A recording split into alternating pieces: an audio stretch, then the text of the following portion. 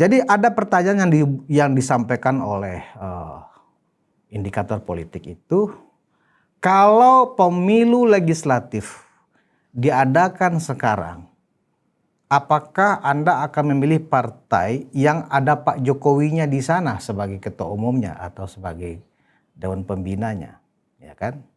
Jawabannya ya 23,8% dari populasi. Dengan asumsi 23,8%, temuan ini luar biasa dan ini bisa berbahaya bagi perolehan kursi. Kalau 23,8% dari survei indikator itu kita masukkan kepada keterpilihan ya PSI atau caleg-caleg PSI di seluruh dapil di Indonesia, maka angkanya menjadi 136 kursi. Luar biasa. Dan PSI langsung menjadi partai nomor 1 ya terbesar kursinya di parlemen di Senayan. Ini nggak bisa dianggap remeh. Kalau misalnya PSI itu ketua umumnya Pak Jokowi, manakala misalnya ada pertemuan partai-partai politik, minimal keberadaan, dignity, harga diri PSI itu ya sejajar dengan Demokrat, PDIP, apalagi Golkar. Ya kan, karena apa? Ketua-ketua umum partainya itu benar-benar tokoh nasional. Coba bayangkan kalau ketua umumnya itu ya Kaisang bersanding dengan Bu Mega, bersanding dengan Pak SBY, istilahnya jomplang. Dengan kehadiran Pak Jokowi di situ ya, seluruh mesin-mesin partai PSI ya bekerja keras, dekat dengan rakyat, menyapa rakyat, ada dukungan operasional dana dari partai, ya kan? Dan jika ini bisa dilakukan secara tulus, saya yakin masyarakat akan memberikan dukungannya kepada PSI.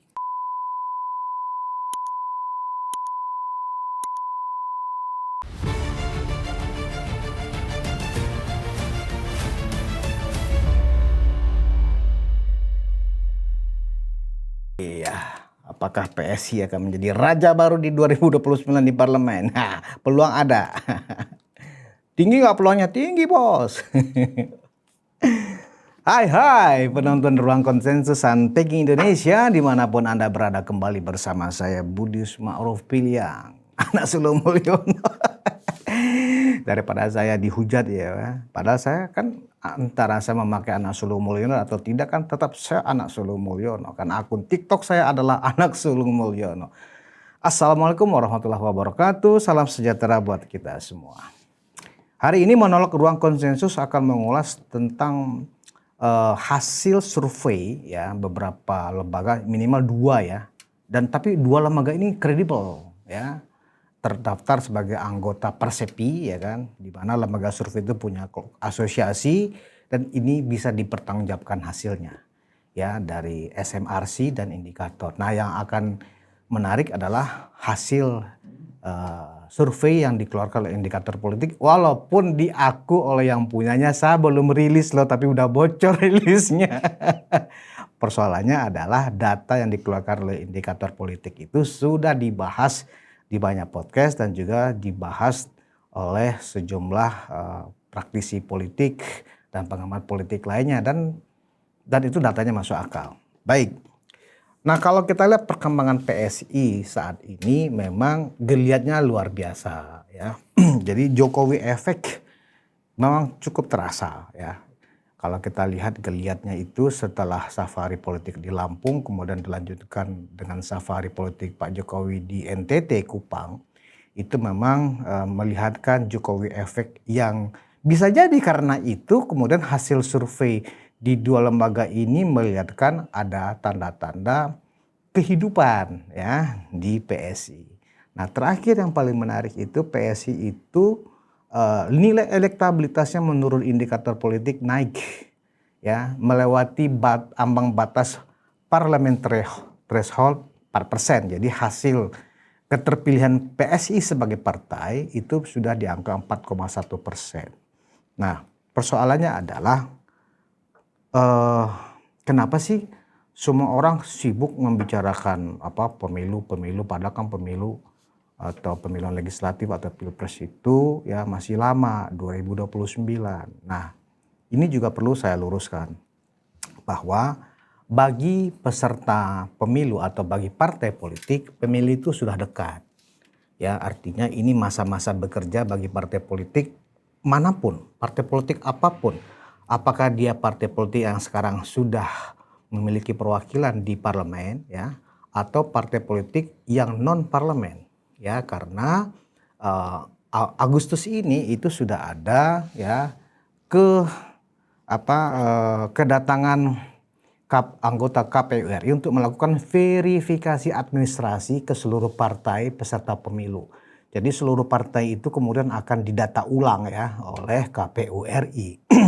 Baik secara administrasinya maupun dilakukan administrasi faktual. Nah, kalau kita lihat kalender KPU itu pendaftaran caleg dan pilpres itu ya, itu batas waktunya ya sudah ada batas waktunya. Jadi dari sekarang selain mempersiapkan kelengkapan organisasi hingga ke desa dan kelurahan ya, khususnya partai-partai baru atau partai yang belum beruntung masuk ke Senayan, mau nggak mau mereka harus merapikan mesin partainya sampai ke desa dan kelurahan, termasuk PSI. Nah, PSI merupakan salah satu partai yang diuntungkan karena ada Pak Jokowi di sana. Entah sebagai apa, saya juga belum terkonfirmasi. Ya kan, penonton Ruang Konsensus tentu paham bahwa sikap saya terhadap PSI ini adalah saya akan mendukung PSI ya, manakala memang Pak Jokowi secara ofisial, ya secara resmi ada di PSI sebagai ketua umum. Ya, sebagai ketua umum PSI, nah itu baru. Artinya apa? Kalau misalnya PSI itu ketua umumnya Pak Jokowi, manakala misalnya ada pertemuan partai-partai politik, minimal keberadaan, dignity, harga diri PSI itu ya sejajar dengan Demokrat, PDIP, apalagi Golkar. Ya kan, karena apa? Ketua-ketua umum partainya itu benar-benar tokoh nasional. Coba bayangkan kalau ketua umumnya itu ya Kaisang bersanding dengan Bu Mega, bersanding dengan Pak SBY, istilahnya jomplang. Ya kita bicara fakta aja. Ya karena persepsi publik melihat di situ ada yang tidak wajar, ada yang jomplang. Ya. Nah, kalau ketua umumnya itu berjajar Pak Jokowi sebagai ketua umum kemudian di Demokrat itu misalnya ada yang paling menentukan di Demokrat itu bukan ketua umum, tapi adalah ketua majelis tingginya yaitu Pak SBY. Karena ketua majelis tinggi di Partai Demokrat itulah yang memutuskan dan menentukan siapa capresnya, siapa cawapresnya, siapa cagup, siapa cawagup dan seterusnya di Partai Demokrat. Ya. Ketua umum di Partai Demokrat hanya untuk urusan-urusan yang sifatnya administrasi dan operasional Partai Demokrat dalam menjalankan roda organisasi. Tapi untuk menentukan kebijakan-kebijakan strategis partai, keputusan di Partai Demokrat itu dipegang secara tunggal oleh Ketua Majelis Tinggi dalam hal ini Pak SBY. Nah, di Partai Gerindra ketua umumnya dan ketua dan pembinanya Pak Prabowo. Di Partai Demokrasi Indonesia Perjuangan ketua umumnya Bu Mega. Jadi kalau misalnya ya ada pertemuan nih partai-partai ini enak ngelihatnya. PSI itu sejajar. Kita sebagai kader misalnya, ya teman-teman yang sudah menjadi kader PSI bisa melihat wah ketua umum kita sudah sejajar. Ya artinya marwah, makom. Kalau kita sebagai orang pesantren, makom PSI itu sudah naik. Karena ketua umumnya adalah mantan presiden dua periode yang dipilih secara langsung oleh masyarakat. Oke. Apa yang temuan yang paling menarik dari hasil survei indikator? Ya, pertama itu tadi bahwa elektabilitas PSI naik nih dari di bawah 3% ya menjadi 4,1%. Ya, saya menduga itu adalah Jokowi efek. Padahal baru 2 provinsi loh. Ya, itu pun sebenarnya tidak ada presentasi mewakili ya suara mayoritas pemilih karena Lampung ya itu dapilnya cuma 20 kursi. Ya, kalau NTT itu ya di 2 dapil itu cuma 13 kursi. Jadi 20 ya tambah 13 kursi itu baru 33 kursi dari 580 kursi. Tidak merepresentasikan sebenarnya ya keindonesiaan ada di sana. Tapi walaupun hanya baru 2 provinsi ya tetapi kita melihat ya bagaimana ya masyarakat berdatangan ya menyambut Pak Jokowi. Apakah ya kita pernah melihat tokoh partai ya, apakah itu partai lama atau partai baru yang penyambutan masyarakat seperti itu, terlepas apakah itu alamiah atau tidak alamiah, terlepas dari itu diorganisir atau tidak ya, itu kita kesampingkan. Tetapi ketika orang datang dengan massa yang seperti itu, saya pikir itu sesuatu, there is something gitu loh ya. Nah, apalagi kalau kemudian misalnya Pak Jokowi datang nih, rencana setelah dari Kupang ke Banten. Habis dari ke Banten mungkin ke Sulawesi Selatan. Dari Sulawesi Selatan mungkin ke Sulawesi Utara. Dari Sulawesi Utara mungkin ke Sumatera Utara. Dan seterusnya. Nah, kalau dalam beberapa perjalanan ke depan Jokowi efek itu makin meningkat, ya tentu sulit untuk dibantah bahwa ya keterpilihan Partai Solidaritas Indonesia yang notabene ya ada perubahan, ketua umumnya adalah Pak Jokowi, itu memang bisa mencapai angka yang ya kalau boleh dibilang bisa 2 digit. Artinya 2 digit itu bisa di atas 10%. Ya. Nah, berapa sih kalau misalnya kursi yang harus didapatkan PSI untuk lolos Senayan?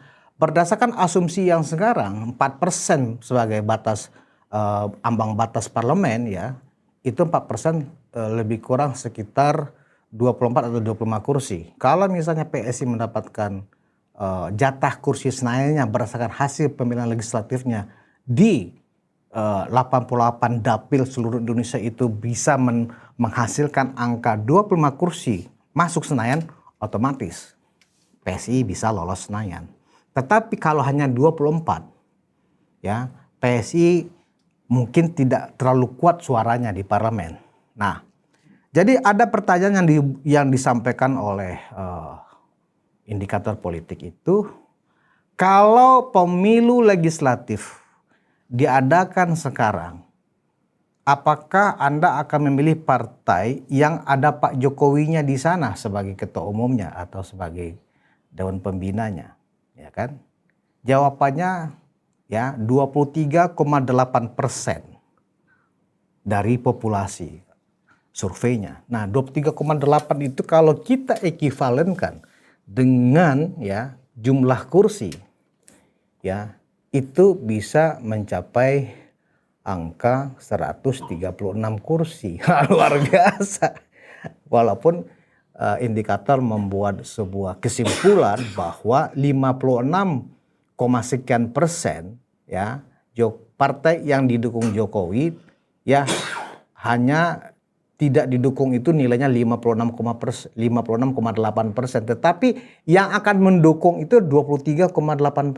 Bayangkan 23,8%. Kalau dikuantifikasi menjadi suara, itu bisa menghasilkan sekitar 100-an juta suara. Kalau kita kuantifikasikan nilai dari ya 23,8% itu. Nah, jadi kalau kita lihat komposisi 5 besar ya, 5 besar partai yang ada di parlemen sekarang, yaitu PDIP, Golkar, Gerindra, Nasdem, dan PKS. Ya, dengan jumlah kursi PDIP itu 110 kursi, nomor 1, juara 2-nya Golkar 102 kursi, juara 3-nya Gerindra. Ya, Gerindra 86 kursi, juara 4-nya adalah Nasdem. Nasdem itu 69 kursi dan PKB 68 kursi. Inilah 5 besar ya partai politik yang ada di Senayan sekarang. Dan inilah partai yang benar-benar menyanggah pemerintahan Prabowo Gibran. Dengan asumsi 23,8%, temuan ini luar biasa dan ini bisa berbahaya bagi perolehan kursi. Kalau 23,8% dari survei indikator itu kita masukkan kepada keterpilihan ya PSI atau caleg-caleg PSI di seluruh dapil di Indonesia, maka angkanya menjadi 136 kursi. Luar biasa. Dan PSI langsung menjadi partai nomor 1 ya terbesar kursinya di parlemen di Senayan. Ini nggak bisa dianggap remeh. Persoalan apakah ini real atau tidak real, apakah ini mimpi atau bukan, setidaknya ini adalah kita berhitung dengan hasil survei. Ya, hasil survei yang ada rumus statistiknya, ada rumus matematikanya. Nah, jadi komposisinya manakala memang ini bisa didorong oleh kepengurusan PSI sekarang dengan benar-benar menghidupkan mesin politiknya dari sekarang sampai 2029.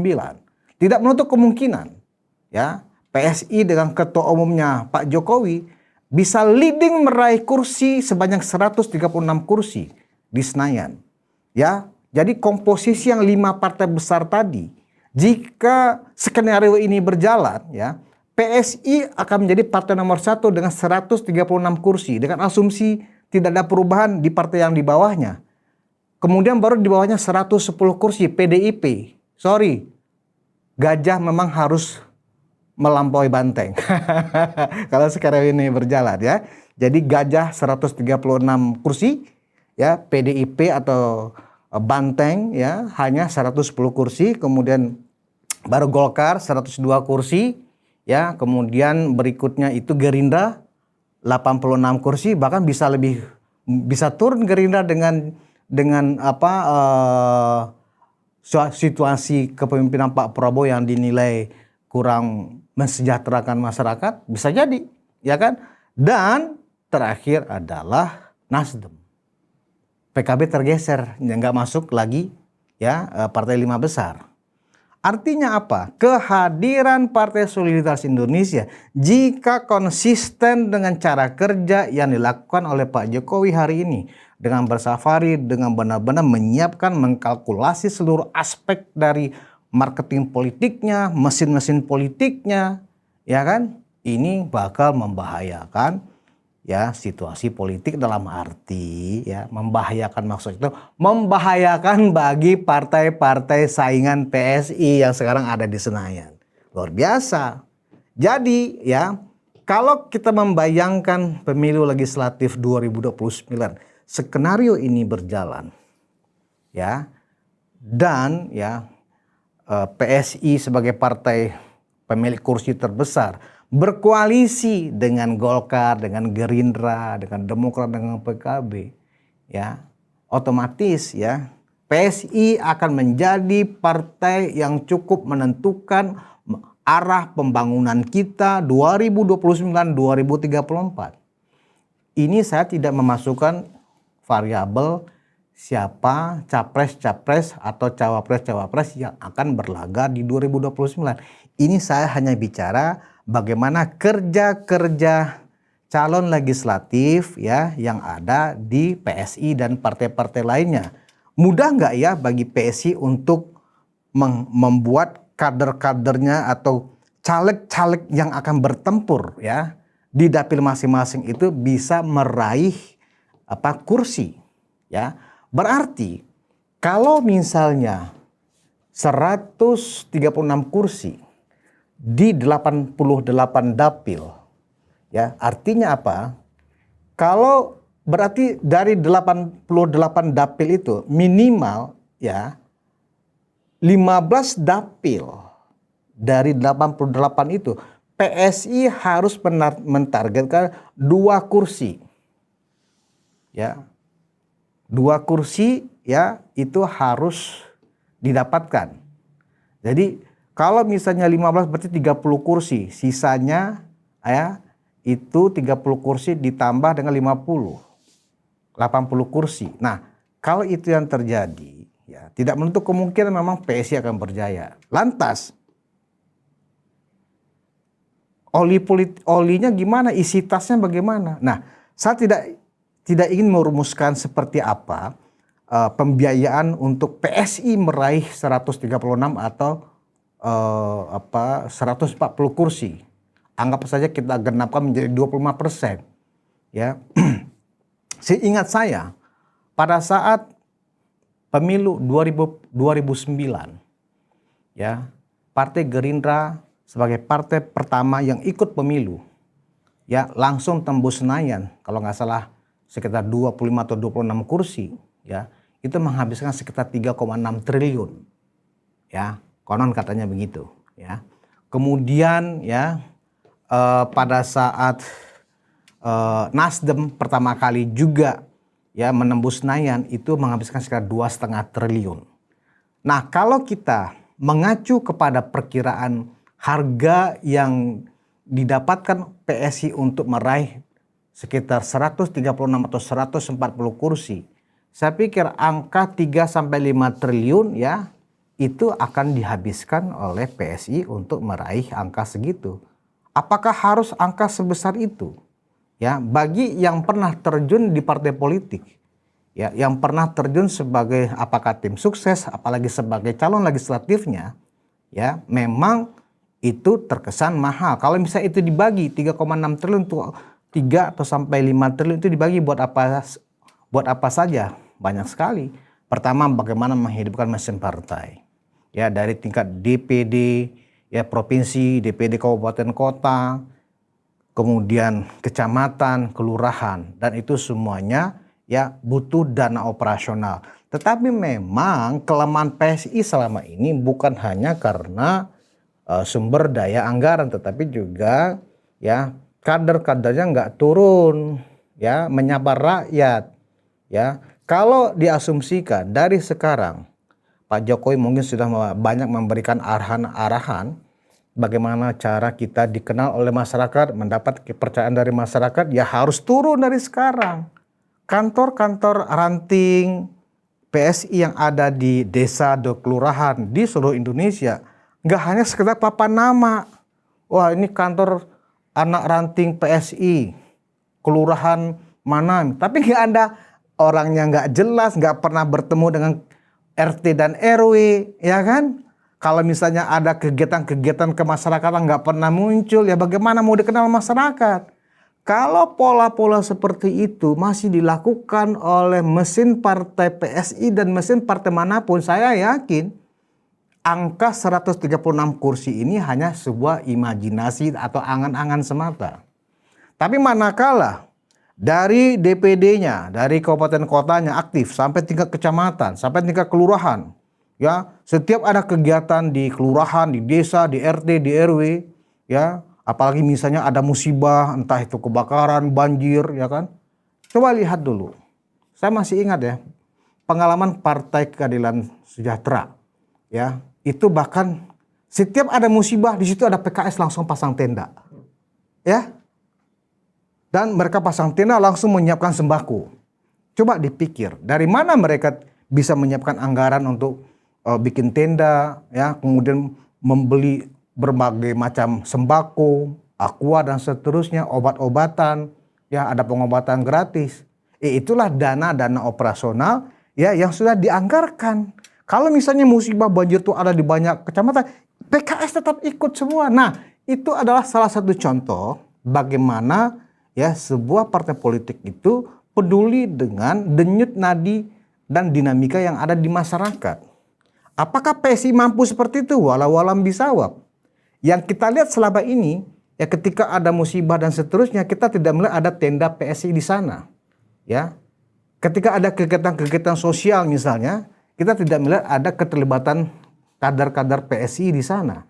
Ya kan? Nah, inilah gunanya dengan kehadiran Pak Jokowi di situ, ya seluruh mesin-mesin partai PSI ya bekerja keras, dekat dengan rakyat, menyapa rakyat, ada dukungan operasional dana dari partai, ya kan? Dan jika ini bisa dilakukan secara tulus, saya yakin masyarakat akan memberikan dukungannya kepada PSI. Apakah itu bisa terlaksana? Ya itu tergantung dari PSI sendiri. Apakah hanya mengandalkan ya serangan udara saja misalnya ya lewat podcast, misalnya lewat siaran televisi dengan iklan, apakah hanya sekedar itu aja atau berbarengan juga serangan udara, serangan darat. Serangan darat ya itu terjun ke masyarakat. Ya, tidak yang dimasukkan anggaran itu bukan berarti akan memberikan uang. ke warga masyarakat, nggak seperti itu. Tetapi bagaimana PSI sanggup membiayai kegiatan-kegiatan yang dibutuhkan oleh masyarakat, itu loh. Itu melihatkan kepedulian. Dengan demikian, caleg-caleg yang sudah ditetapkan dari sekarang itu juga punya ruang untuk mengenalkan diri, untuk dikenal oleh pemilih di dapilnya, di konstituennya. Namanya sudah terpajang dari sekarang. Misalnya kayak Mas Kaisang, kan sudah deklarasi tuh. Kaisang turun di Dapil 5 Jawa Tengah. Ya, kebetulan Solo, Surakarta itu ada di Dapil 5 Jawa Tengah. Ya, nah dari sekarang misalnya caleg-caleg DPR RI dari PSI nggak hanya Kaisang, harus deklarasi juga semuanya di dapil-dapil unggulan. Di Sumatera Utara deklarasi siapa nih caleg PSI dari Sumatera Utara, berapa orang yang diunggulkan misalnya.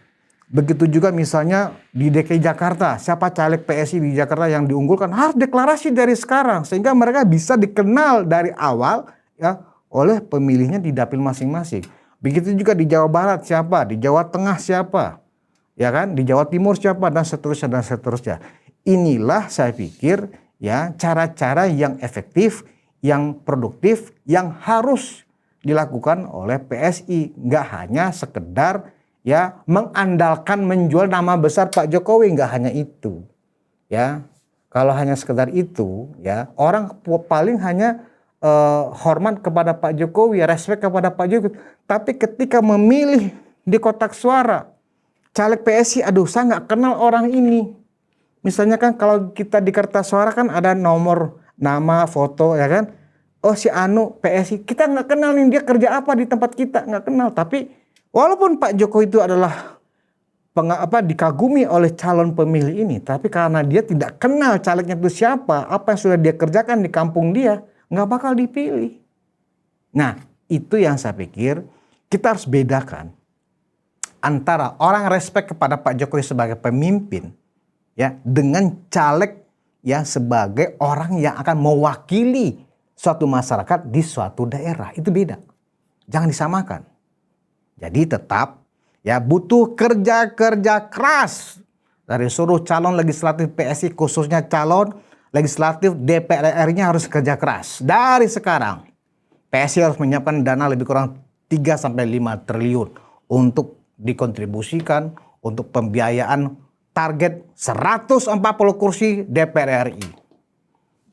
Begitu aja saya memberikan semacam PR ya kepada Partai Solidaritas Indonesia ya untuk ya tidak membuat malu Pak Jokowi, karena sekali Pak Jokowi terjun di PSI sebagai ketua umum itu pertaruhan nama besar Pak Jokowi. Kenapa? Kalau misalnya ya Pak Jokowi bisa merealisasikan perayaan suara 140 kursi atau sekitar 25,8% ini, artinya ya benar PDIP besar karena Pak Jokowi.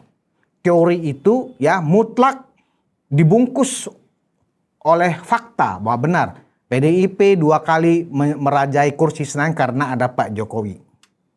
Tetapi kalau itu tidak terlaksana, PSI malah tidak lolos ke Senayan pada pemilu 2029. PDIP pun kemudian layak membuat kesimpulan bahwa Pak Jokowi itu besar karena PDIP. Karena itu, kesimpulan mana yang akan dipilih oleh PSI, kesimpulan yang diambil oleh masyarakat, tinggal pilih. Kalau ingin mengatakan bahwa PDIP itu ya besar karena Pak Jokowi, PSI harus meraih kursi 140 kursi. Tapi kalau ingin mengatakan bahwa Pak Jokowi itu ya dibesarkan oleh PDIP, PSI lagi-lagi gagal tembus Senayan. Ya, ini yang harus kita camkan. Terima kasih atas perhatian Anda. Sebelum saya tutup, wedang jahe ala Pak Jokowi. Cara sehat, murah meriah. Kita seruput dulu. Bismillahirrahmanirrahim. Enak, mantap. Kita bertemu lagi di monolog ruang konsensus berikutnya. Terima kasih atas perhatian Anda. Wassalamualaikum warahmatullahi wabarakatuh. Salam sejahtera buat kita semua.